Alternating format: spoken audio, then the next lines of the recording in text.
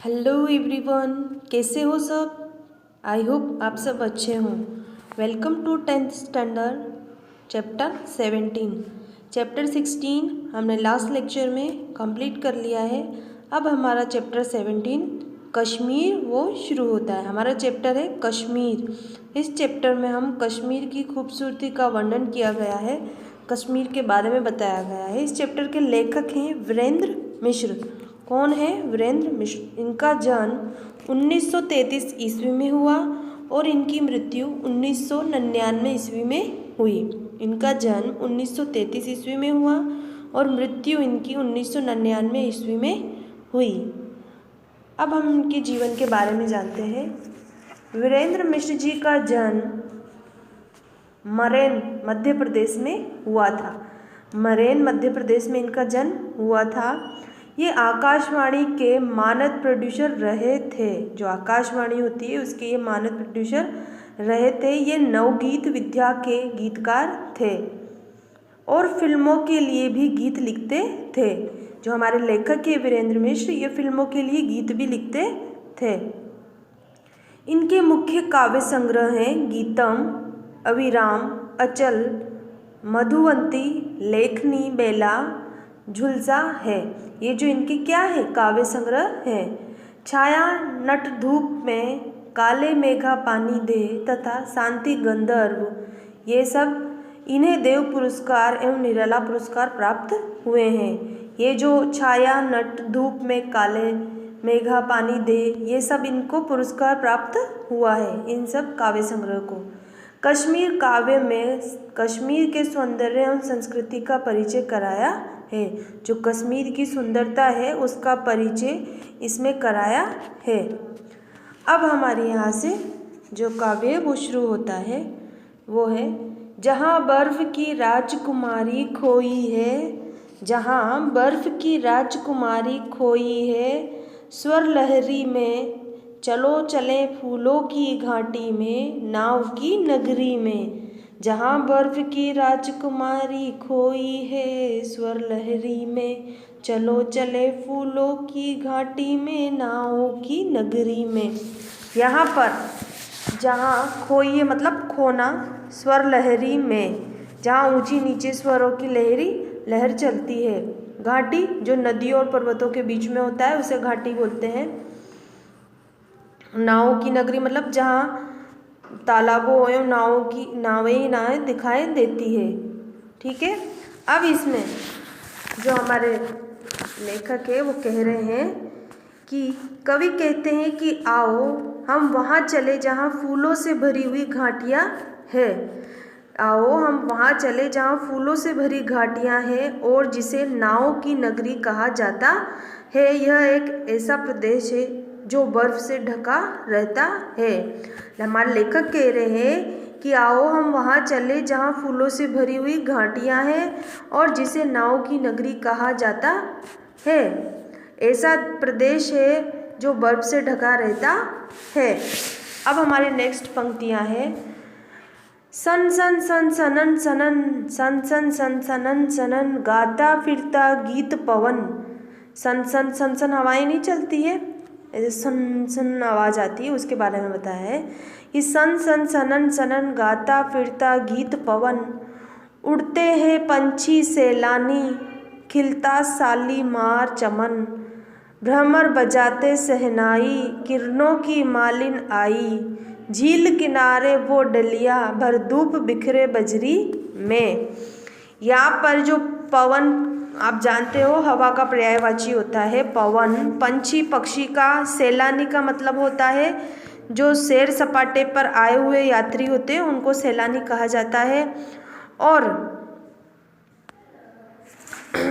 उनको सैलानी कहा जाता है।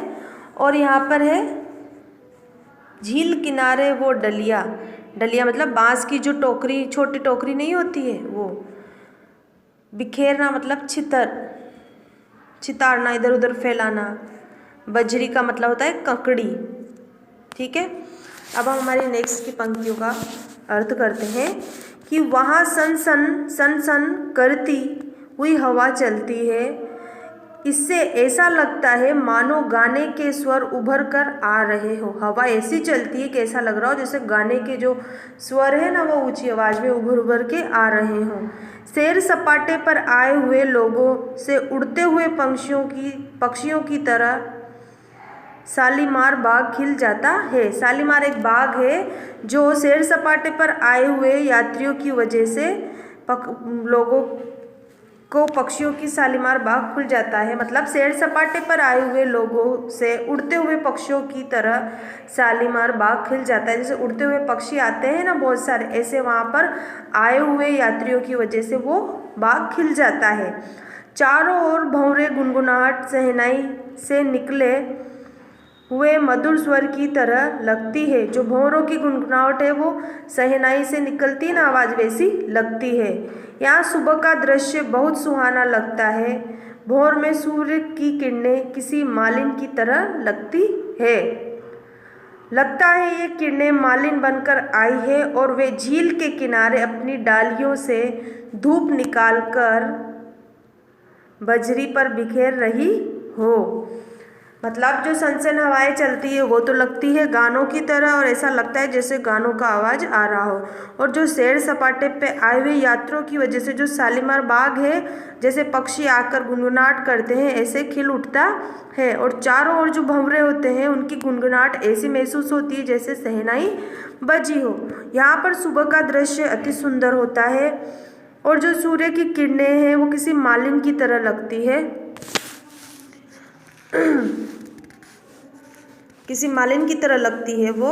और जब वहाँ ये किरणें बनकर आई है वे झील के किनारे अपनी डालियों से धूप निकाल कर बजरी पर बिखेर रही हो, वहाँ ऐसा लगता है। अब हमारी तीसरी पंक्तियाँ हैं। पलछिन किसी बहाने से गुजरे हुए जमाने से, पलछिन किसी बहाने से गुजरे हुए जमाने से, बस्ती करती बात जहाँ है दूर खड़े वीराने से। चश्मे जहाँ हिमानी है, फूल जहाँ रुमानी है, हिल हिल कर कहते पत्तों से चांद छुपा है बादलों में। जो पलछिन है इसका मतलब होता है पल क्षण, क्षण जो हमारे पल होते हैं वो क्षण। वीराने का मतलब होता है निर्जन। चश्मे जो पानी के सोते होते हैं। हिमानी मतलब शीतल। रुमाली मतलब मुलायम। बदली बादल। रुबाइया चार पंक्तियों का छंद। अब इसका अर्थ है यहाँ कहीं बस्ती है तो कहीं निर्जन स्थान। मतलब जहाँ पर यहाँ कहीं बस्ती है, बस्ती मतलब सब लोग रहते हैं, और निर्जन स्थान मतलब खाली स्थान। वे एक दूसरे से संपर्क साधते हुए से लगते हैं। मतलब वे एक दूसरे से बात करते हुए से लगते हैं। यहाँ ठंडे पानी के अनेक स्रोत हैं। यहाँ जो ठंडे पानी की अनेक जगह है। समूची घाटी सुंदर सुंदर कोमल फूलों से भरी हुई है और फूलों को देखकर लगता है जैसे वो अपने पौधों के पत्तों से बातें कर रहे हो कि देखो चांद बदलियों में लुप्त हो गया है। जो चांद है वो बादलों में लुप्त हो गया है। मतलब यहाँ की जो बस्ती है वो कुछ जगह तो बस्ती है, कुछ जगह खाली है। वे एक दूसरे से ऐसे लगते हैं जैसे वो एक दूसरे से बातें करते हों। यहाँ पर ठंडे पानी की अनेक जगह है और सुंदर सुंदर घाटियों में कोमल फूलों से भरी हुई है। फूलों को देखकर ऐसा लगता है जैसे वो उनके पौधों के पत्तों से बातें कर रहे हो कि देखो चांद बादलों में लुप्त हो गया है। ऐसे बातें कौन कर रहे हो? फूल अपने पत्तों से। अब हमारी जो पंक्तियाँ हैं वो है जल में खिला रुबैया, जल में खिला रुबाइया, बजरों की अंगड़ाइयाँ, चले सिकारे संग में चल दी बागों की परछाइयाँ। प्रेम कथाएं विलहण की कौन कहे गाथा मन की, झेलम सोई तोरा वाले नब की नील मसरी में।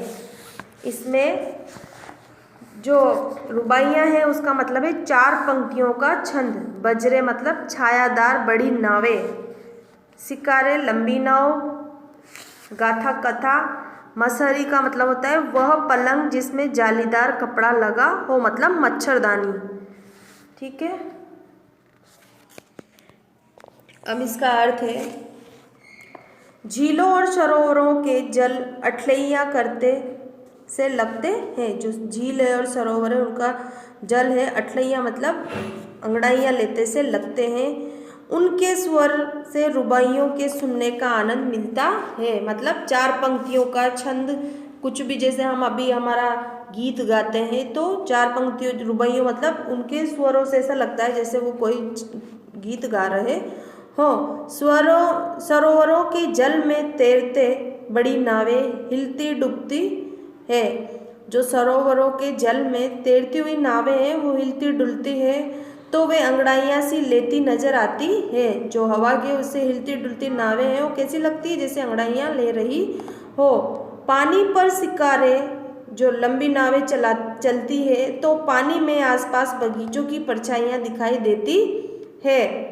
शिकारों के चलने पर ऐसा लगता है जैसे बागों की परछाइयाँ शिकारों के साथ साथ चल रही है। इस भूमि पर जगह जगह विल्हण की प्रेम कथाओं के दर्शन होते हैं। जो ये भूमि है इस पर जगह जगह पर किसके, विल्हण की प्रेम कथाओं के दर्शन होते हैं। ऐसा माहौल में अन्य कहानियों के बारे में सोचने का मौका ही नहीं मिलता। यहाँ झेलम नदी सितारों से सज्जित मसहरी में सोई सी लगती है। जो झेलम नदी है, मसहरी मतलब मच्छरदानी में सोई हुई सी लगती है। मतलब जो झील और सरोवर का जो जल है वो अटखेलियाँ करते लगते हैं और उनकी जो रुबाइयाँ हैं, जो चार छंदों का छंद होता है उसे सुनने का आनंद मिलता है। सरोवरों के जल में जो बड़ी नावें हिलती डुलती दिखती है, ऐसा लगता है जैसे वो अंगड़ाइयाँ ले रही हो। और पानी पर जो लंबी नावें चलती है तो पानी के आसपास की बगीचों की परछाई उसमें दिखाई देती है। शिकारों के चलने पर ऐसा लगता है जैसे बागों की परछाइयाँ शिकारों के साथ साथ चल रही हो। इस भूमि पर जगह जगह विल्हण की प्रेम कथाओं का दर्शन होता है। ऐसा माहौल में अन्य कहानियों के बारे में सोचने का मौका ही नहीं मिलता। जो इतना सुंदर माहौल हो तो अन्य किसके बारे में सोचेंगे। और जो झेलम नदी है वो ऐसी सज्जित सितारों में ऐसी लगती है जैसे मच्छरदानी से उनको ढक रखा हो। अब हमारी है नेक्स्ट पंक्तियाँ, वो है अमरनाथ की राहों में शेषनाग की बाहों में पश्मीना ध्वज फहर रहा है देवदारू की छाँव में। मन जिसका गंभीर है वह अपना कश्मीर है, दाग लगे ना देखो भारत की बर्फीली पगड़ी में। चलो चले फूलों की घाटी में नावों की नगरी में। जो अमरनाथ है वो इस प्रदेश में अमरनाथ जैसी पवित्र गुफा और शेषनाग जैसा विशाल सरोवर है। अमरनाथ जैसी राहों मतलब रस्तों मार्ग पर, और बाहों में पश्मीना मतलब होता है कश्मीर में बनने वाले बहुत मुलायम ऊनी कपड़े, और देवदारू का मतलब होता है एक बहुत बड़ा पेड़ जिसके अलकतरा और तारपीन का तेल मिलता है। गंभीर मतलब जटिल, पगड़ी मतलब सिर पर पहनने वाली पगड़ी। अब हम इसका अर्थ करते हैं कि इस प्रदेश में अमरनाथ जैसी पवित्र गुफा और शेषनाग जैसा विशाल सरोवर है। पूरा प्रदेश देवदारू के बड़े बड़े वृक्षों से भरा पड़ा है। जो देवदारू के बड़े बड़े वृक्ष हैं उनसे भरा पड़ा है। हमारा तिरंगा झंडा शान से फहरा रहा है, यहाँ हमारा कश्मीर है। मतलब हमारा जो तिरंगा झंडा है वो शान से फहरा रहा है, ये हमारा कश्मीर है। आज हमारे कश्मीर पर दुश्मन की जो कुटिल निगाहें हैं, समस्या जटिल है। मतलब समस्या तो कठिन है क्योंकि दुश्मन की जटिल निगाहें हमारे कश्मीर पर है। पर हे वीर जवानों तुम सतर्क रहो और इस बात का ध्यान रखो कि हमारे कश्मीर पर आँच न आ पाए। जो लेखक है वो कह रहे हैं कि जो वहाँ का सुंदर नज़ारा वो सब कुछ तो अच्छा है, किंतु हमारे जो कश्मीर है उस पर दुश्मनों की जटिल निगाहें हैं। इसलिए जवानों तुम सतर्क रहो, इस बात का ध्यान रखो कि हमारे कश्मीर को कोई आँच न आने पाए। आओ फूलों की घाटी और नावों की नगरी में चलें। आओ फूलों की घाटी और गाँव की नगरी में चले, इसमें लेखक ने कश्मीर को धरती का स्वर्ग कहा है। कश्मीर के प्राकृतिक दृश्य और वहाँ की जलवायु पर्यटकों को बार बार अपनी ओर आकर्षित करती है। इस कविता में कश्मीर के सौंदर्य का वर्णन किया है। अब हमारा जो कविता है यहीं पे ख़त्म होती है। आप सबको समझ में आई होगी। आप फिर से इसको एक बार घर पे रीड कीजिए। अब हम नेक्स्ट क्लास में मिलते हैं। Thank you so much. Have a nice day.